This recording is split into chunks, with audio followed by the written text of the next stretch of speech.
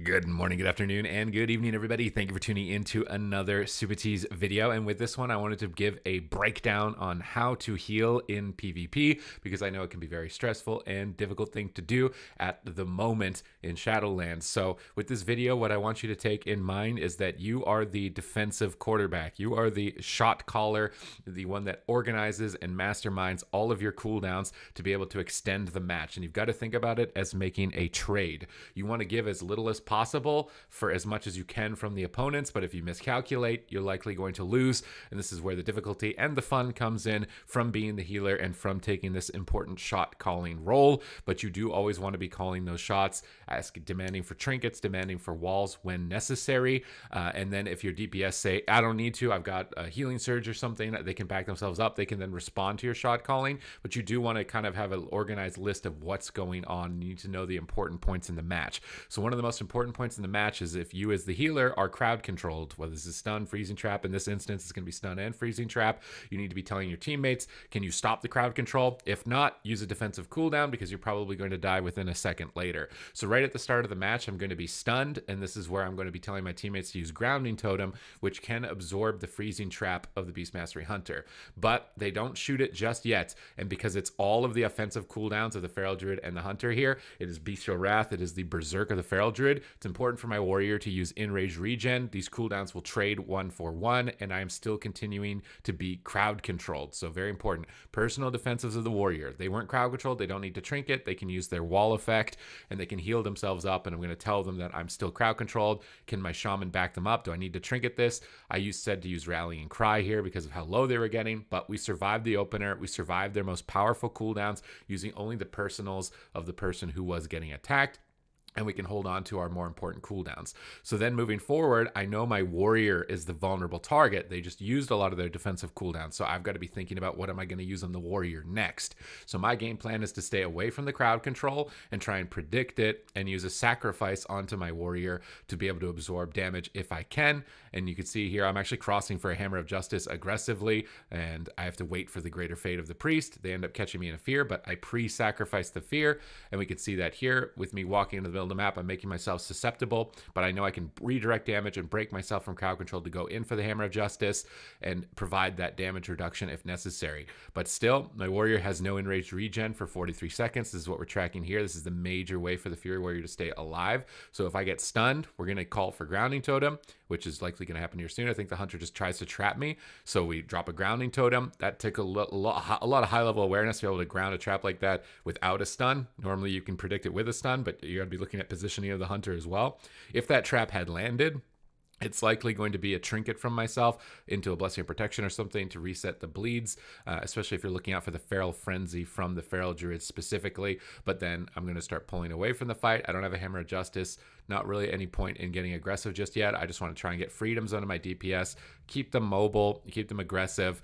During the downtimes of those freezing traps, you're going to have to deal with interrupts. So in this position, I'm trying to fake cast the Hunter, but the Hunter then gets stunned. The Feral Druid's playing close nearby me, which means there's potentially 2 interrupts for me. So I'm going to go for Flash of Light, fake out the Hunter's interrupt. Then I can use the Holy Power. Here we're rooted, likely going to get trapped. So we're going to get stunned. We do not have Grounding Totem. We've got Enraged Regen coming up in about 10 seconds here. If we can eat the freezing trap, so my ally runs on top of me to try and eat this, again, communicating of whether or not that crowd control is going to be landed and having them help you, then I'm able to get out of it. And I'm going to use a Blessing of Protection, just reset all of the dots, reset all of the bleeds, and try and get into a better position to recover because they were doing a lot of damage with the Bestial Wrath from the Hunter. So I trade a cooldown for the crowd control. We end up getting freezing trapped ultimately, and you can see I trinketed and we overlapped it here with the Enraged Regeneration. So this is typically a mistake because one of these needed to be enough. I think in this position is probably going to have, I don't think the wall was going to be enough, and this is where the calculation has to come in. When your warrior is at 20% health and all 3 members are hitting them, their wall might not be enough. So I felt obligated to use my trinket in that instance. It's not going to be ultimately too big of a deal. We still have warrior fear, and this is something you want to think about defensively if playing with a warrior, is that the intimidating shout is used to stop damage, not to go for kills. I think a lot of warriors play aggressively with that cooldown, which sometimes can be good depending on your comp, but if you're running one of these melee cleaves, it's just all about kind of getting pressure, getting damage, staying alive. I think it's much better to use it to stay alive. We did actually end up using it aggressively in this position, although it's kind of a two-way it's kind of a win both ways, because we get to fear the Feral Druid while the Hunter's popping cooldowns to stop some damage, and then we get some uptime onto the Hunter to get more pressure to run the healer out of mana, and that's kind of the main goal. The Hunter here looks like he misses a freezing trap, and this is really important for us because every freezing trap is going to be an important trade that needs to be made, so you need to be denying those, whether it's soaking them by standing on top of them, grounding them, and you want to be communicating that. But now that freezing trap was already used, we don't really have a lot to worry about here. We're going to be able to heal very easily. We can do damage with our Judgment, our Holy Shock, and our Hammer of Wrath if you're a healer. After those crowd control chains, focus on getting some offensive utility, purges, some enemy crowd control going out. But now it's Berserk. So this is the 3-minute cooldown from the Feral Druid. This is what activates the Sickle of the Lion set bonus. So I'm just going to use a Blessing of Protection to remove those massive amounts of bleeds from my Fury Warrior. We don't have that Enrage regen. Now that we have that bolstered defense, we go aggressive because we're tankier with the bop up, and we're going to stun the Priest and get some more pressure and continue to stay alive. After this Blessing of Protection, likely my Warrior is going to have their Enraged regen available. My Sacrifice is coming off cooldown 10 seconds, but I will have to preempt it. Here I say I'm stunned into trap. We don't have a grounding totem. This could be a scary situation. So my Shaman cap totems the DPS, and my Shaman is going to have to assist here if we're going to stay alive. So this is where your support on your team, whatever class it is, whatever utility they have, is going to need help. As soon as you're crowd controlled, they should be spamming Cyclone, spamming healing, stunning something, stopping damage. That's the main goal of your DPS allies. So you say, I'm trapped. Peel, peel, peel. This is when you need to stabilize. Here I see the Feral Druid casting Clone onto me. I don't know if it's going to be stopped 100%. Would be good to communicate that because the sacrifice was ultimately unnecessary, as the Feral Druid did get stunned.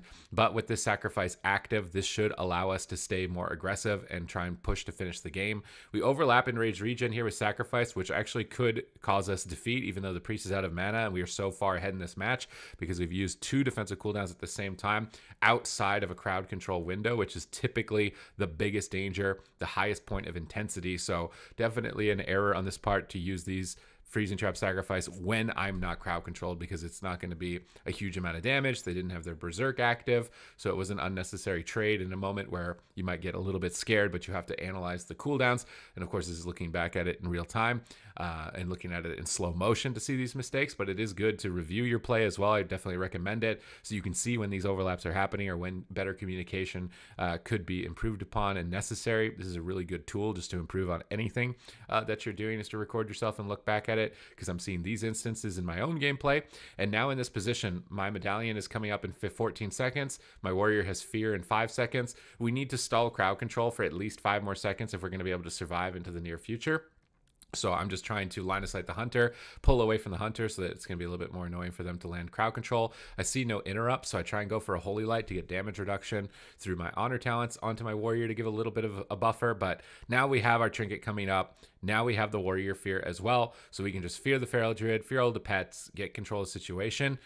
But the Freezing Trap lands, and with my Warrior 40% with not many cooldowns, considering the situation of our opponents, they're kind of in shambles. I'm going to use my Trinket in this position, get my team aggressive, get them back on target.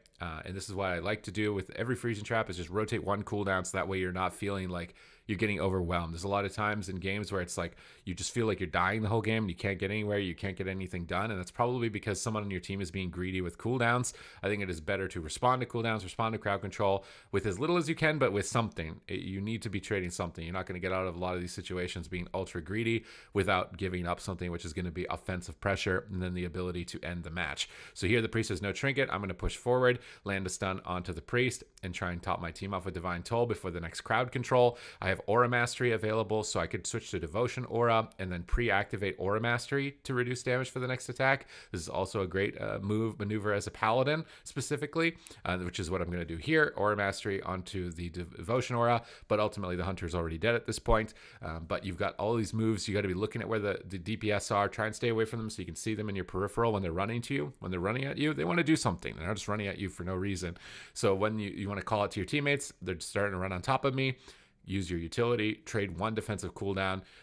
Generally speaking, it's a good idea for the DPS to use their personals first, except for instances where you're fighting rogues, because with Smoke Bomb and Shadowy Duel, if they use their Trinket, for example, later on, they'll be Shadowy Dueled and you won't be able to help them. But this all depends on what healer you are. If you're a paladin, I think using your cooldowns first can generally be a good idea as well, because you have so many of them. Trinket Sacrifice, which then gets to rotate and come off cooldown. Using a bop, which might get to rotate off cooldown if you use it early enough, where you're going to get 3 bops, so you might get more value. But this is generally my thought process while I am healing in PvP, is to look at enemies in my peripheral, tell my teammates when they're running on top of me, tell them when I'm crowd controlled, ask them what assistance they have, can they make a trade, and if they can't, then it's my turn to respond. And I try and trade as little as possible for as much as I can in those situations. And that will come with experience, where you'll be able to feel that out a lot more confidently and make correct trades. But other than that, thank you very much for watching the video. I hope that you did enjoy it, and I will catch you in the next one.